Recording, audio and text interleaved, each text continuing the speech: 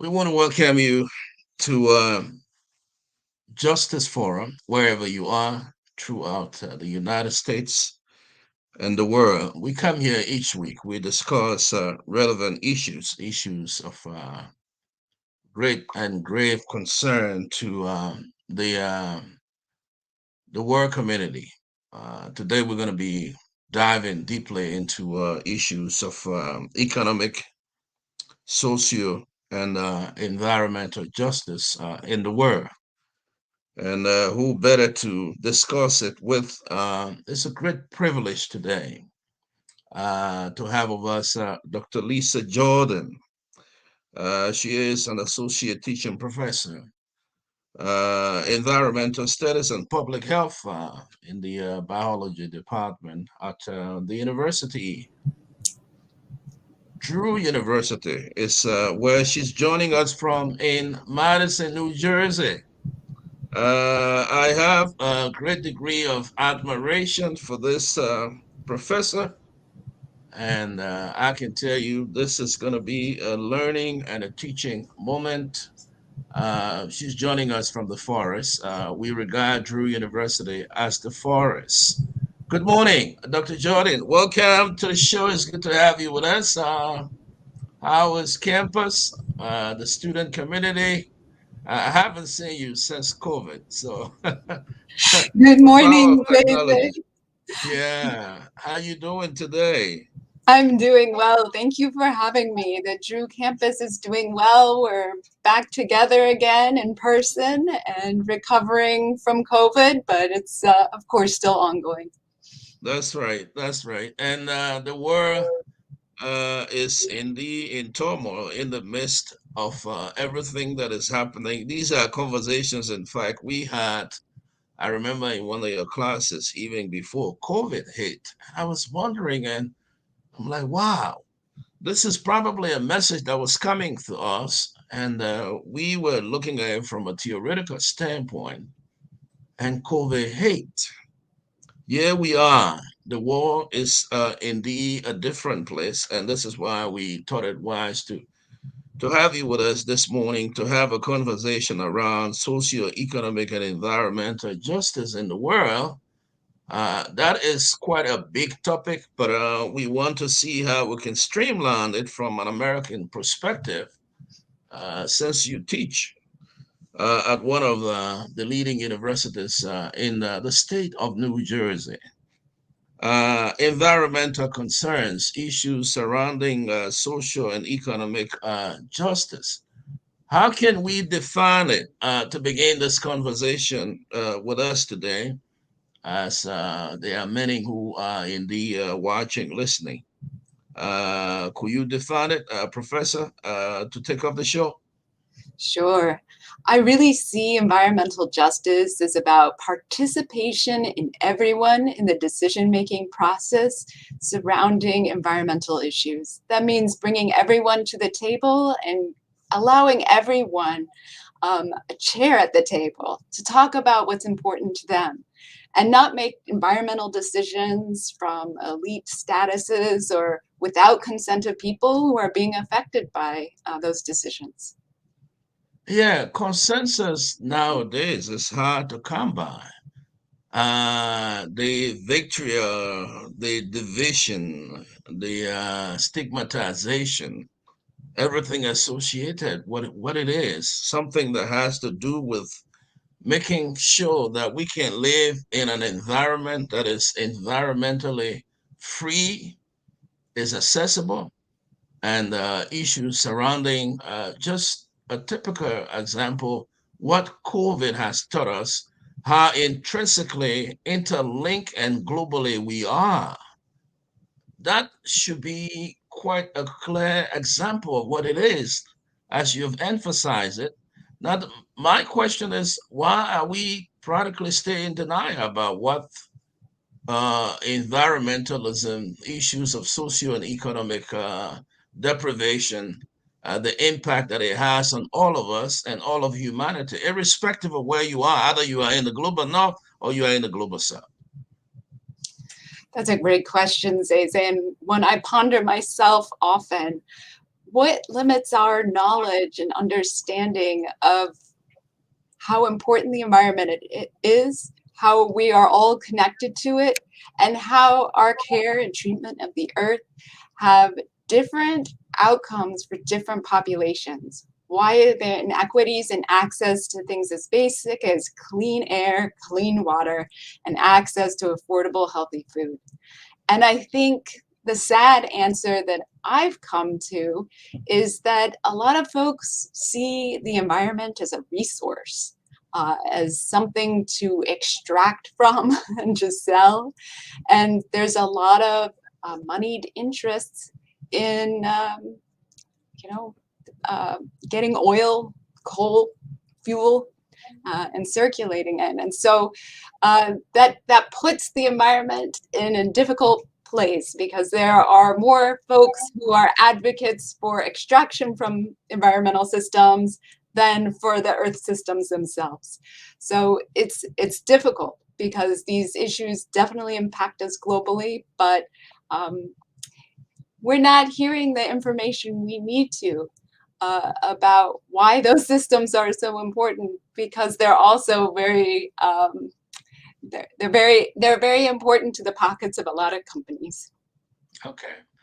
Economic persuasion has a role to play with that. And it brings me to the question of just the recent train derailment in Palestine, Ohio, just next door to us. I sit here from Western Pennsylvania, and that has occurred from the very company two times now. And there are lives that have been affected. It comes on the news, and in the twinkling of an eye, it disappears, and we move on to living this busy life. But environmentally, as COVID has taught us, COVID is still with us. The traumatization, the psychological impacts it has had on us, not within only the global south or the global north, but especially in the global north, we have had a very terrible experience. And I wondered how political it has become, us versus them. Instead of looking at the science, as you have stipulated here quite clearly, that people can continue to be in denial. But COVID is real, and many lives were lost. And even as we speak, many are still hampered, many have suffered, many are traumatized. This had the considerable degree of isolation that we find ourselves in. And those of us within the therapeutic community, within the religious community, those of us who are engaged with parishioners, community leaders, community organizers, we can vividly see because these are things that we see on a daily basis as to the many struggles ordinary people, ordinary folks are experiencing. Talk about that. I agree with you completely. COVID has been a traumatic experience. It is, we are continuing to live in with this trauma, and its impact has been unequal in the United States and globally. It is unfair how our health systems have distributed access to vaccines and promoted communications about COVID. And you're right, it's politicized, and it's politicized in such a harmful way and tying it with identity. And we're all hurt. Everyone's life expectancy declined by COVID, but not all hurt equally. And we know this in our communities that there's those differences which are unjust. And the important thing is doing exactly what you're doing, in my opinion, is speaking the truth. This has been unequal, it's been harmful, we are traumatized, we are still traumatized, and we need healing from what COVID has done and is continuing to do, and to think about different ways to move forward in the United States, but globally as well, to make sure people have equal access to uh, vaccines that they need to protect them, to other protective equipment. But it has shed a bright light in the United States on the persistence of deep inequalities. In your classes, I vividly remember some of those conversations around social justice. You are also a professor within the area of public health. Just the fact that we cannot exist without the environment. I mean, that's just a brutal reality that many people have come to realize, irrespective of the economic interests that people have, taking economic interests far more than the environmental interests. Until when hell broke loose during the time and the period as we are in now, those of us within the theological cycle call it a liminal season, a season where we actually do not know what is next, where are we going, what's going to happen. We keep pressing on and giving assurances within the context of faith that it will be well. But America, as it is, as powerful as it is, when I get into the streets and I see veterans who sleep on the street, interact with homeless people who don't have the capacity to go probably to a shelter tonight during the school season, who don't have a meal to eat, that becomes mind-boggling for a person who lives in the global south with this media expectation that is being conveyed to them as to the land in which we live that is prosperous, a land of milk and honey, but in the midst of it, in the cracks, oh, there are millions of our brothers and sisters who are lingering, who are suffering, who are challenged, who don't have the possibility of being a part of this particular American experience or this American pie that is visualized within the context of media, social media itself, within the film industry as to what it is, who we are in America. Can you talk about that, Professor? I think what you're saying is so important to hear. Uh, there's poverty in the United States. There is a crisis with affordable housing. There are many people unhoused who are not getting their basic human needs met in the United States. We think of the United States as a stereotype globally, a wealthy country, a land of opportunity.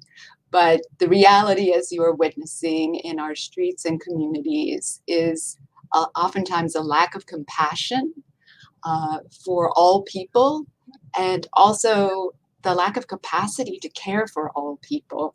And so this is absolutely something that we are struggling with in the United States and have struggled with. I feel grateful for your program and other radio programs that are shining a light on these problems, because they are problems. We have to stop the myth of some sort of US on the Hill perfectionism of opportunity, because there are deep inequities and I would say human rights violations where people's basic needs are not being met. So, what are those conversations like within your classroom, within the context of the classroom, within the context of training those those who hold the future leaders, those who are going to be key players within not only the environmental context, but the economic and the social justice piece that comes with it. What are some of those debates that you are encountering now? We were talking about this in hindsight.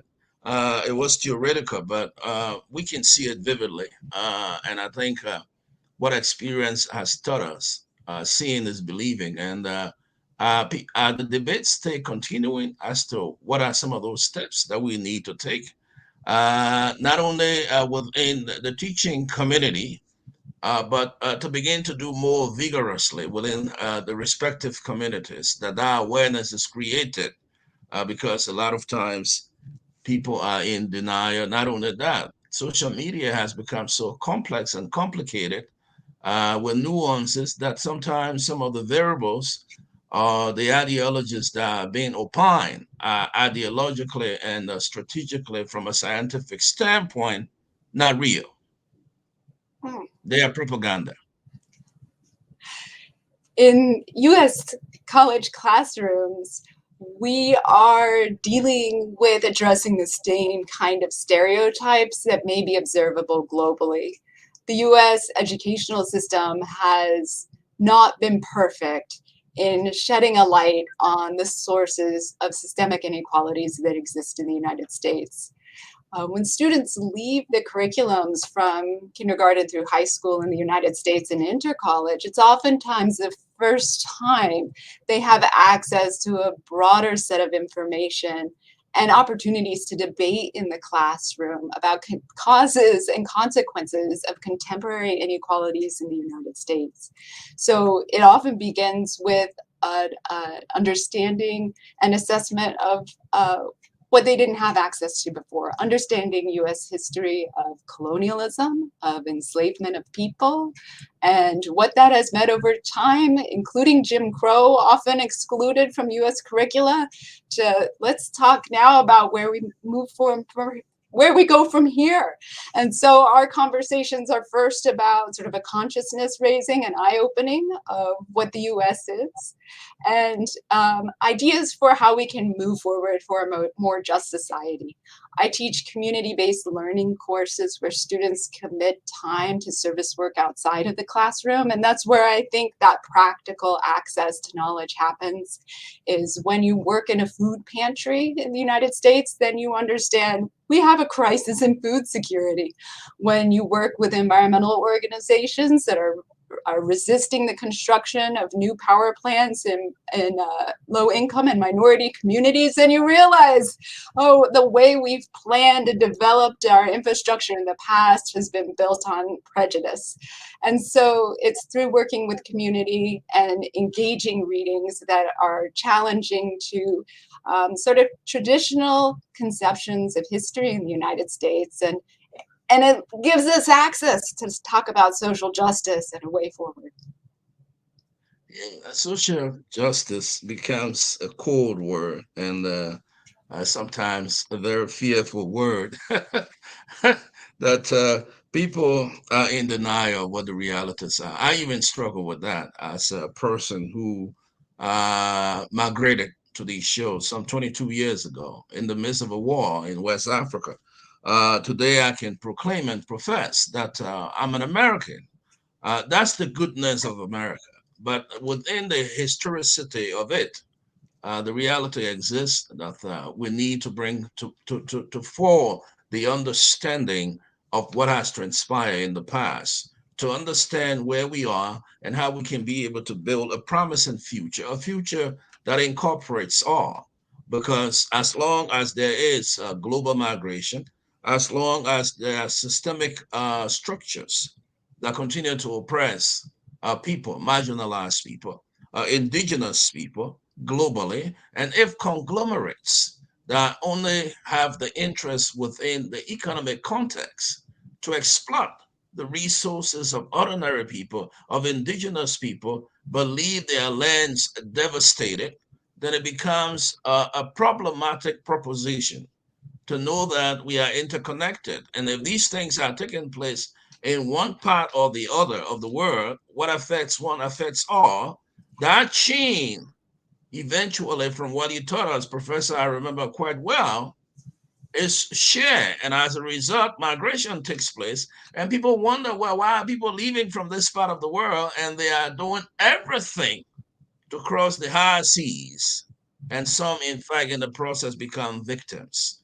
I mean, these are the underlying intricacies, the interlinking of it, and how structurally they are all systemic and they produce an effect that is that residual effect that is affecting us. Well, thinking that, well, okay, COVID started in China, but it was not an American problem. And failing to realize that we were indeed connected globally. And within a split seconds, what happens? There are thousands of Chinese and tourists and others who are flying. They are taking over Europe, and before America could realize it, COVID was already here. Isn't the reality where we are? Why can't we learn from history? Why can't we learn from you as professor? Why can't we learn from the technicians? those who hold the incredible, the impeccable knowledge as to what it is that is prevailing. Why would we continue to be between these wars where this divine rule mentality exists and at the expense of the common man, the common woman, the marginalized communities? The debates continue. And, I was watching news the other day when this whole train derailment took place in Palestine, Ohio. The conversation was, where do you take the waste? And this other state is saying, no, we don't want to hear. And I'm like, oh my goodness, this is where we are. And I started to look back to say, okay, these are some of the debates and issues that Professor Jordan would talk about. What are those experiences also for students who are doing those community projects, beginning to see, to have an eye-opening understanding as to how systemic these issues are, depending on where you are, what side of the aisle you are, what is prevailing, but to look at it from a real cognitive standpoint, a social justice standpoint, to realize that what affects one affects all. It may be taking place in Palestine, Ohio, or if it's on the American news, a lifespan of what? Less than 2 minutes, it's gone away. And we go back to normal. Right. I think that it feels like these kind of disasters are part of our deal with modernity, that to have the contemporary products and internet access and technology, that the costs are random disasters that disrupt and destroy communities. And it's important, what we see in Ohio is a lot of people gathering and saying, no, we have to find a better way. We have to make changes in the policies that permitted this to happen. And for each disaster like that, there needs to be rallying around those communities most affected and real pressure for change, because we shouldn't have to accept sacrifice zones, as they're sometimes called. We shouldn't have to accept that people, land, places, wildlife, rivers are worth disregarding, are not worth, are of no value, that are expendable, that are something that becomes waste because of our modern systems of consumption. There are better ways to do things. And I think that kind of transformation is possible. And I love the points you've been making about how everything is connected. What happens in China affects human health globally, right? What happens in Ohio affects everyone. It is disappointing that it's a flash that gets attention and then seems to disappear. But what we know too, as you said, by being educated in a community-based learning setting, is that there is a day 2 and a day 3 and a day 4 and a time period that happens after the disaster when many community volunteers continue to work on these issues. Over winter break, I went with students to New Orleans, in Louisiana, in the United States, in the Southeast, and we volunteered with a long-term recovery organization called lower9.org. And their whole idea was, after Hurricane Katrina, which was many, many years ago, the students I went with were children when Katrina happened. There's still ongoing recovery in the lower ninth ward to restore homes, but also restore people who have been deeply traumatized, not by just Katrina, but multiple hurricanes and disinvestment in community. And so there is an effort. If we're moving to that more just society, it means being there on day 2, day 3, day 4, not just the day we see it on the news, but an ongoing commitment to restoring people, restoring their communities, restoring our natural systems. Yeah, Hurricane Katrina. You take me all the way back, and I'm just reflecting.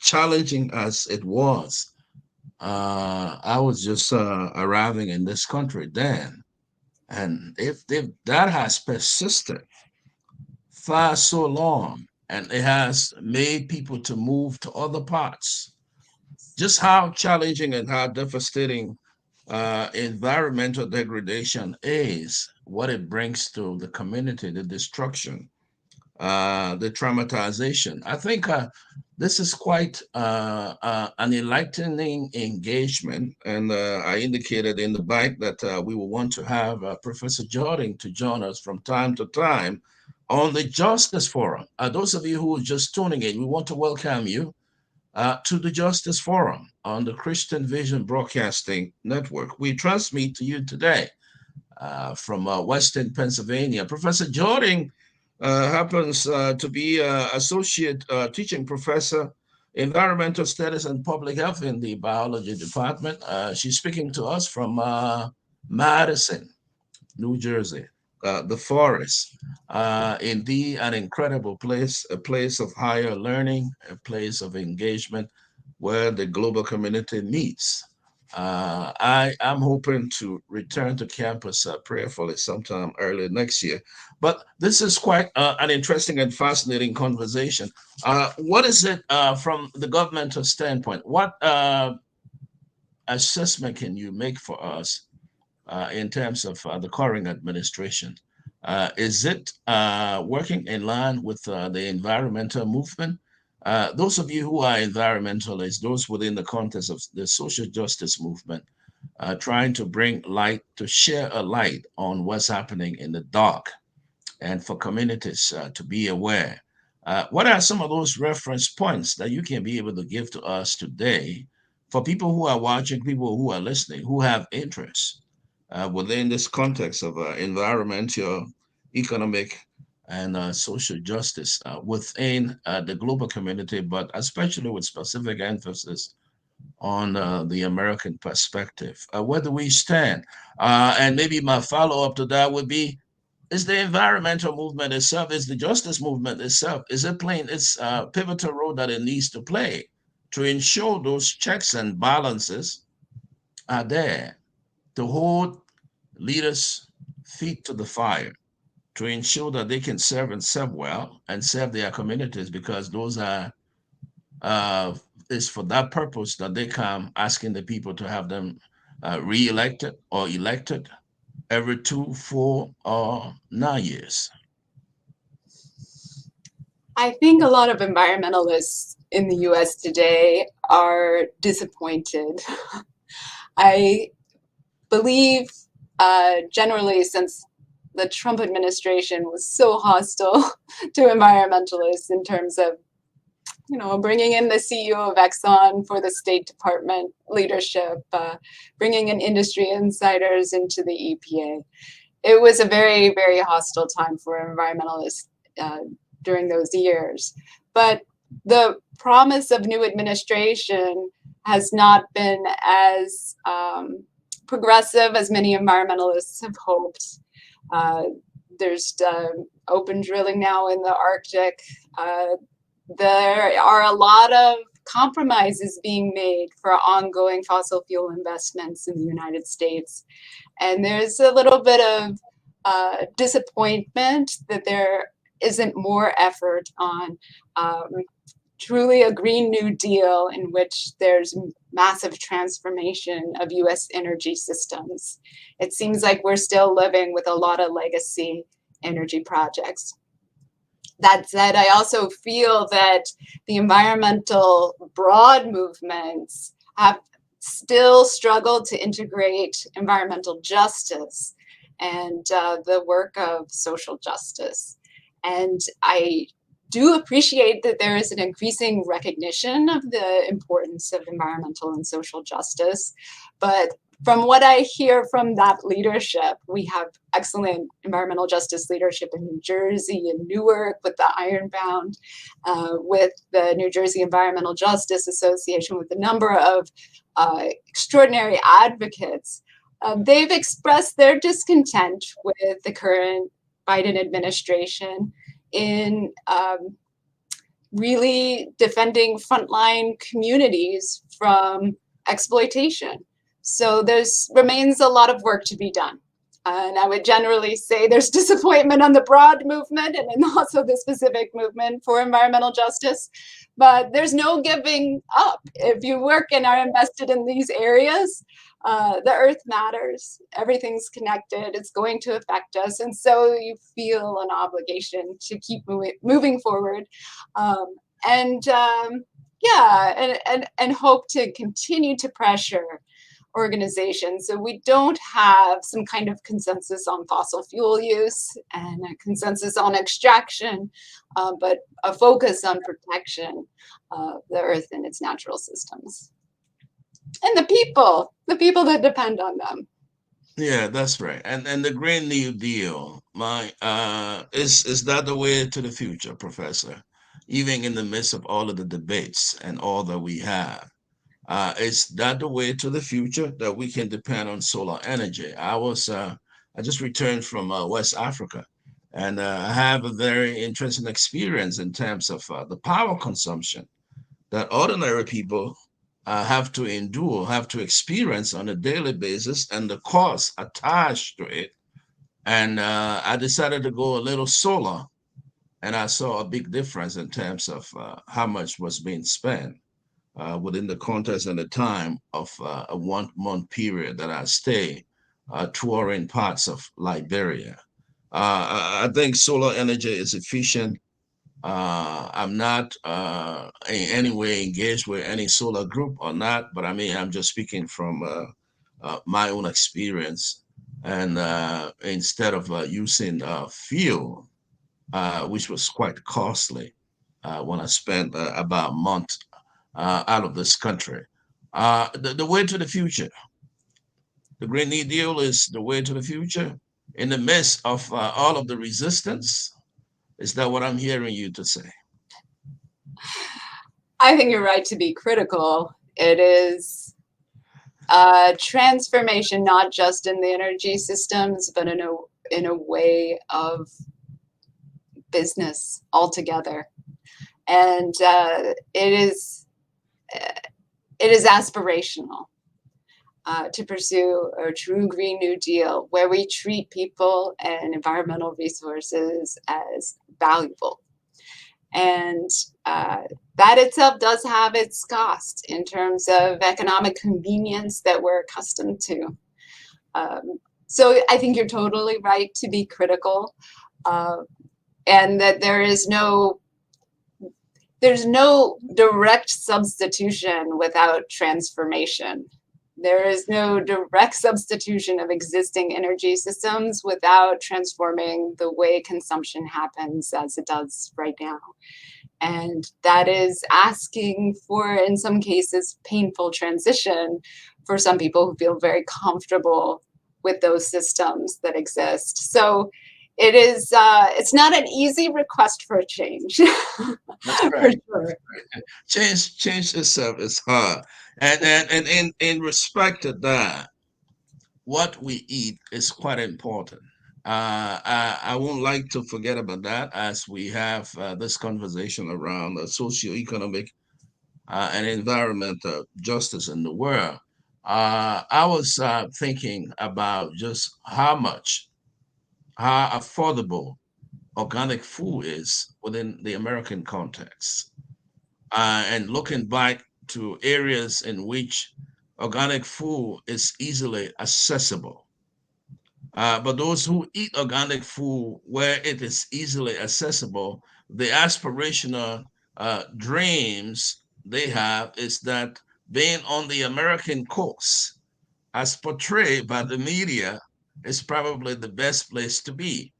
Talk to me a little in an educational sense about all of what we are experiencing within the context of what we eat. Who affords it? Where can you find it? The vulnerability associated with what we eat, where the foods are coming from, and how environmentally safe they are, that are bringing all of these challenges and difficulties. You are in the area of public health. Who can afford to go to the Walmart?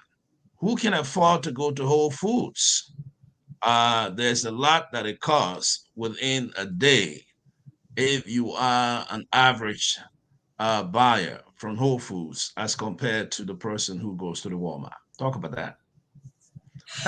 So from one major system in trouble, our whole energy enterprise, our whole energy systems, to another, global food systems are an extraordinary challenge we have environmentally and socially moving forward. In the United States, many of us are dispossessed from our ability to make and grow our own food. And for now, I think for me, multi-generationally, since my great great grandparents were all farmers, that the knowledge that came with farming and growing your own food has been lost for many people living in the United States. And so for many folks today in the US, we rely on our industrial agricultural system to supply us with food. And it's a global system, as you're pointing out. So who makes our food is people all over the world, but also a small proportion of people in the United States providing most people in the US with their food. And a lot of these techniques are through massive industrial farming techniques, which have a significant impact on our natural systems and on human health, as we're discovering more and more, based on the types of increasingly processed foods that we are eating. And there's a slow movement trying to restore agricultural knowledge in communities through urban gardening and farming. A lot of students, maybe people in global perspective would be surprised by this, but a lot of US students coming to university are interested in learning agriculture and how to grow their own food. And it's lost knowledge, so it's a struggle to recover that Right. information, the diversity, like how seeds work, how to plant, how to grow. And we have a small community garden at Drew That's University now, right. That's right. and we have gardens in town, and there's this interest in recovering that we call it food sovereignty, that ability to make your own food and provide for yourself and to understand where food comes from. But this represents only a teeny fraction of the proportion of food people have access to. And That's so food is a major concern to address environmentally and in terms of social justice. You're right. Where can we find an expensive food? Well, we can find it at Walmart. We can find it's still expensive. It's still very expensive, and a lot of people are food insecure. Um, and you can go to the fast food restaurants, also, in my opinion, very expensive. So I think our struggle is because we've been dispossessed from our way to make our own food, we're in a real tough spot. A lot of people feel they have to pay an increasing proportion of their income to get food that doesn't nourish them as it should. And it's also a crime in global perspective, thinking about all the folks who export food so that folks in the United States can have access to food as well. And then, of course, all agricultural politics in the US are subsidies of wheat and corn and unfair pricing of those products in global systems, which honestly is stealing from the world's farmers who are putting their labor into really important products, for survival of people, but not getting adequately compensated because of the economic system, the global agricultural economic system. So another major challenge.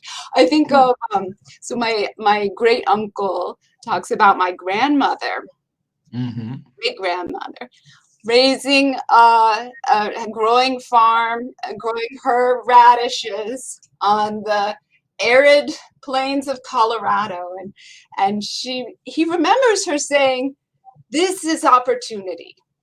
This is opportunity to have a place to grow your own food." And he didn't see it that way. He thought, "Oh, it's not worth it."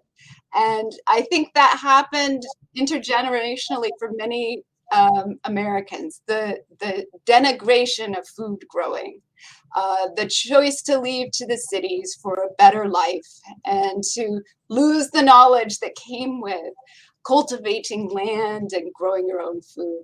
And I think of he went to work with Martin Marietta, now Lockheed Martin, you know, the defense industry. And I thought, oh, I wish I had that connection back to my great grandmother. I wish I could see her opportunity and learn to grow the foods that she knew how to grow. So we have a lot of relearning, restoration, healing to work on in the United States in terms of food.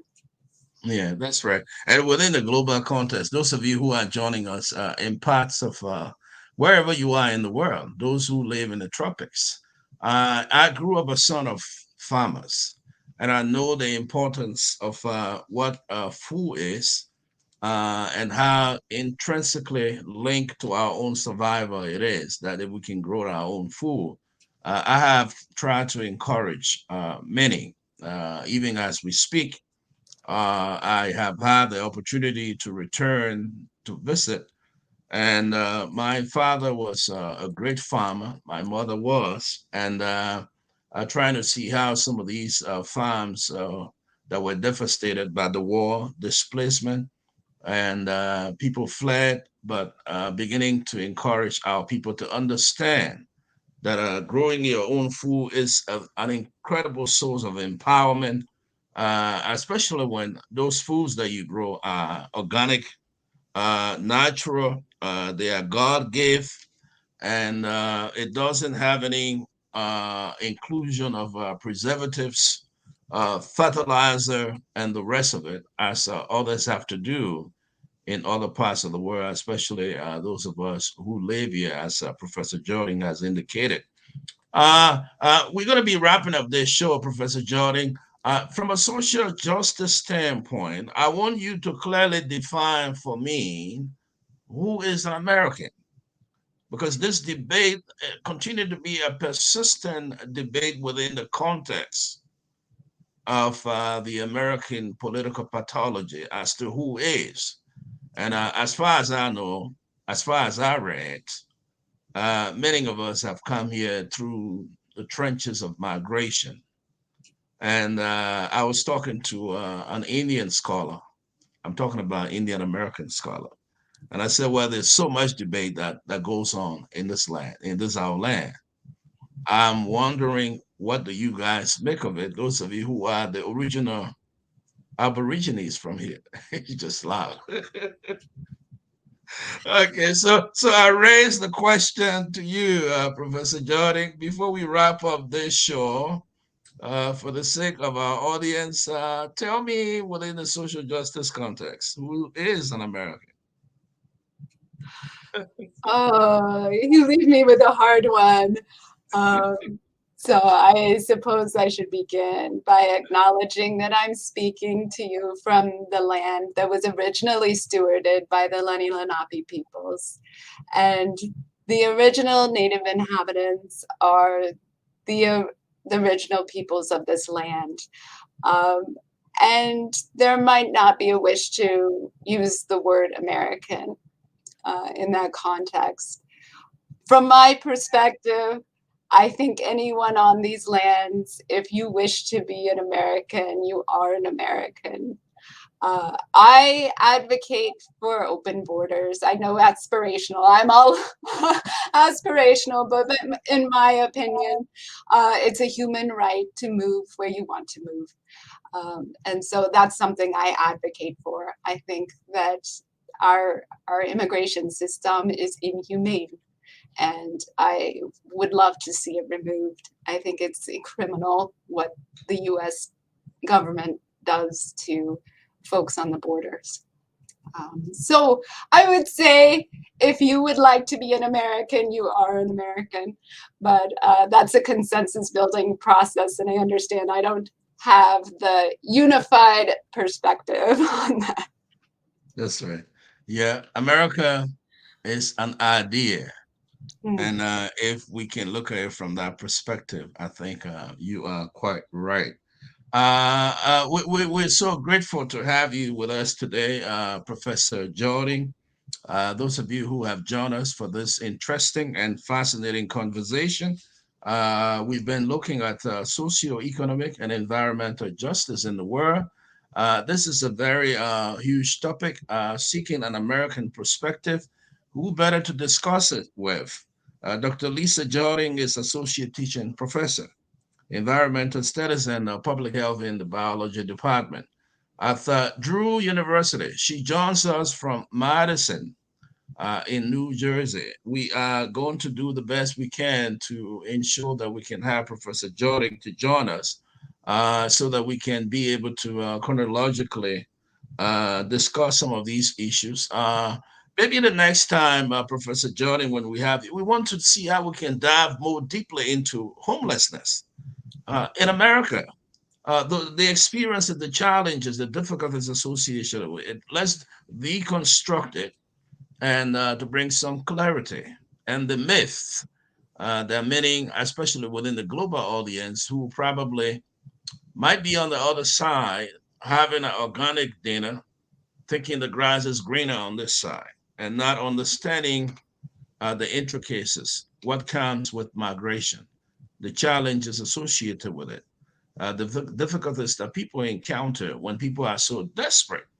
You indicated that it's a human right for anyone who desire to move, and I think necessity produces that. When people are in need, they are challenged. There's a war. There is a crisis. We all know how difficult and challenging that can be. But humanity in general will always fight to survive one way or the other. Either it means that they have to move from one point to another. We want to thank you. It's been a quite interesting conversation here today on the show. Let's get a parting statement from you. I know you have to get back to class and that you have a very tight schedule. Let's get closing statement from you, Professor. Thank you so much for having me on the program today. It's been a joy to talk with you. For me, one thing that really I learned from you is that we always benefit from thinking about those perspectives nationally, internationally, and coming into conversation with each other. And I learn from you, and you kindly say we learn from each other. So I would say keep it going. Let's keep this conversation going. Let's keep talking about it. And I would love to rejoin your program in the future. Oh, yes. We are surely going to have you. We want to thank you. We want to say a big thank you to the Drew University family. You play a very pivotal role within that global space, bringing students from all walks of life. We don't want to forget that. The tremendous contribution and inspiration you brought to us. We take that from you and we are running with it and praying that as we go along, as we collaborate, we are all intrinsically linked and the struggle for justice, equity, for social and economic empowerment will continue. But it was a great pleasure having you with us today. And enjoy the rest of the day, the rest of the weekend. Give our thanks and appreciation and heartfelt felicitation to the Drew community, Morristown community, and New Jersey at large. Thanks for joining us, Professor. Thank you. Take care. Bye bye.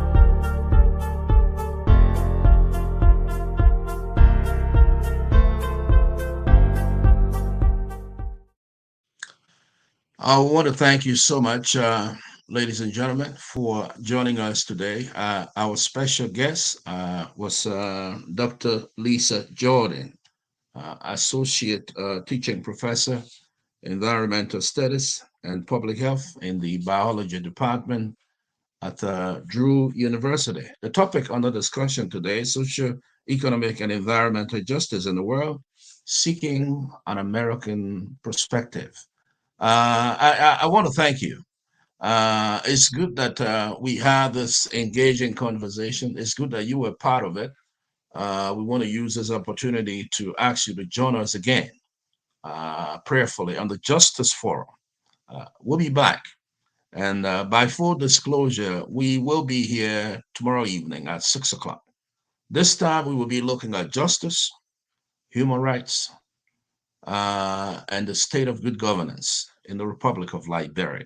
Our special guest, Councillor Jerome Verdiert. He will be in the hot seat here tomorrow on the Justice Forum. Until we can see you again, when we see you, remember the way to sustaining democracy, the way to ensuring equity, to bringing about peace and justice in the world is to make sure that we, as a people and as a community, continue to shadow, to continue to love, to continue to engage one another through peaceful conversations, conversations that have the great desire and the commitment to make the world a better place. Take care. Zeze Wepugipare is the name. We'll see you again sometime tomorrow. 6 p.m. tomorrow. This is information for you. 6 p.m. tomorrow Eastern Standard Time. Join us for Justice Forum. We'll be back here. Our special guest this time, Councillor Jerome Verdiert. The conversation on the discussion topic, the state of good governance, justice, and human rights in the West African state of Liberia. Take care, brothers and sisters. Have a wonderful, wonderful day. Bye bye.